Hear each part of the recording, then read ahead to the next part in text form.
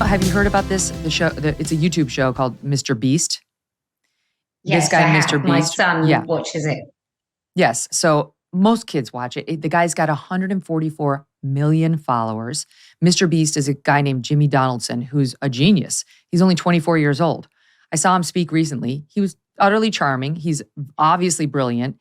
He puts out fun, mostly pretty much universally positive content, giving away money, helping cure blind people, fun contests that result in helping the weak or the poor. And people love it. And it's gone international. That's why he has 144 million followers. But now, one of the main characters on the show, like one of his best buddies, has gone trans. His name is Chris Tyson. And Chris Tyson, who was the manliest character on the MrBeast offerings on YouTube. He was a mountain man. If they went camping, he was the one who would put up the tent. This is a picture for the people who are watching it on YouTube, the before and after. This is Chris on the right after 2 months of what he says is hormone replacement therapy. On old people like me, that's an appropriate remedy for menopausal women who want to get their fire back.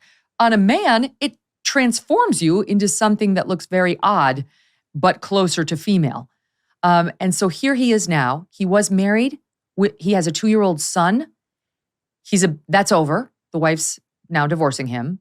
He's online defending his choices, saying, my son is awesome, has absolutely no problem with this. My 2-year-old's totally on board.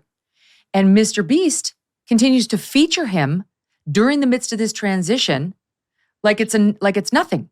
And there was a great, great piece. Help me out, Debbie. Was in the Federalist. Where did we see this piece? Yeah, the Federalist.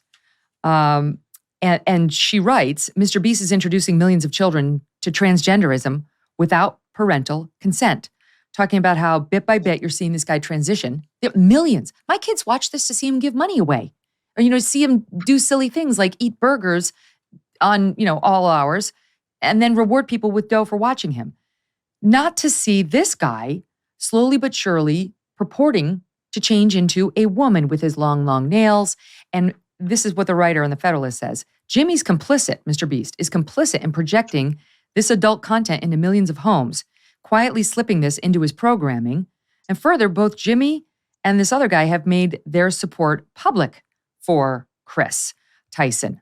He is grooming an unsuspecting generation of children into uncritically accepting transgender and transactivism at a vulnerable age. And worse, it's unmonitored access that Jimmy, MrBeast, has to millions of kids across the globe. Most parents, like me, didn't even know this was a thing until about 2 minutes ago. So what do you make of it? Well, my kids are a little bit older, so my youngest is 14. And what he seems to think is that MrBeast looks entirely uncomfortable with the whole situation, but is fearful from the vitriol and the cancelling that he might receive if he actually takes any stand whatsoever. Now, my son, all my kids are well aware of what a woman is, and so maybe they're not so persuaded. And maybe other kids are going to watch this man and see this sort of transition in real time. And I probably agree from a safeguarding, from a parent point of view, it is not at all appropriate to be parading what I would consider a man's fetish in front of an audience of kids. It's just not appropriate. There it is. Okay, let's talk about that. You've been making this point, and this is so illuminating to me because we learned this with Lia Thomas, and you went to watch Lia Thomas swim at one of these NCAA tournaments. Good for you, because you've made this your business, and it's been very illuminating. Lia Thomas, we now know, thanks to the Daily Wire's reporting, has autogynephilia, where you get off, you're turned on as a man by dressing as a woman. It arouses you. That's not trans. That's not, from 2, I knew I was born in the wrong body. That's like a sexual fetish. It's a kink. And Lia Thomas should have been nowhere near those female swimmers getting off while in his women's bathing suit, crushing them in the pool lane.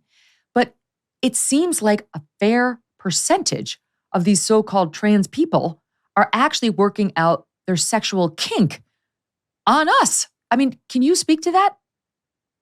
Yeah, 100%. I think most men, teenage boys is a totally different thing, and even some of those teenage boys will have autogynephilia. But yeah, these men are aroused by themselves as women.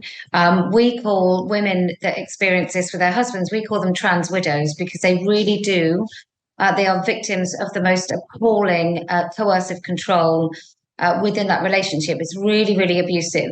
And so these women know, and have been speaking about this for a long time, but what often happens with trans widows is they're called stunning and brave and how wonderful they are to accept their husbands. And they find it really, really difficult to speak about the reality of living with these men. But yes, of course, a man in his 50s who remains heterosexual but claims that all of a sudden he's got gender dysphoria. No, I'm not buying any of it. And I think we also know that men with a fetish of paedophilia, they will do something like join a church. So they've got access to children and they will do that for their entire lives. So I think we have to be really mindful to understand if somebody is controlled and compelled by fetish, there's pretty much nothing that they won't do to be able to exercise that fetish. And autogynephilia will include the desire to make you and I uncomfortable in female-only spaces. They will get off and enjoy themselves, knowing that we find it uncomfortable, awkward, that our speech is compelled. Like all the things that are happening to us, as women in our society, is part of, I believe, is part of this sexual fetish. This is making my blood boil and sounds so exactly right. And by the way, back to the guy on MrBeast, Chris Tyson, it was outed last night on the internet that this guy's tweets, even prior to this becoming public, are deeply disturbing. You may or may not be surprised to learn a fair amount of misogyny on there, going after women repeatedly, these privileged, entitled C words. You know, he's got an issue with the sex he now claims he shares. He appears to have expressed a, quote, extreme affinity for deeply problematic anime. And I'll get the actual, I want to figure out where we got this, but it was all over the internet yesterday, finding his old tweets. He sent out a tweet in 2016 that reads, now he's deleted it last night after it went more public. Nothing gets my knob cranking like some loli, L-O-L-I. Loli is apparently female, childlike characters in anime. It's become synonymous with pedophilic depiction of sexualized young girls or babies in anime. So, to your point, there's something wrong with this guy. This is extremely creepy. And he put it out there publicly. And now we're seeing him suddenly say, oh, I'm trans, accept me, and let me beam right into your child's bedroom on his YouTube as he's just trying to watch MrBeast's antics. Yeah, well, Loli is Lolita after the book about paedophilia, for want of a better word. So that there's it's massive, like hentai and anime.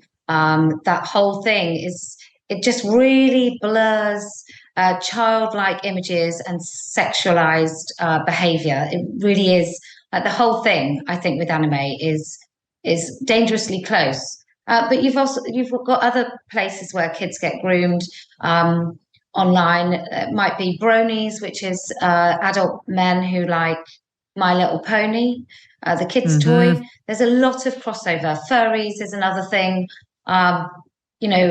Take a deep dive into this world, and you don't come up feeling very great about humanity. I can promise you.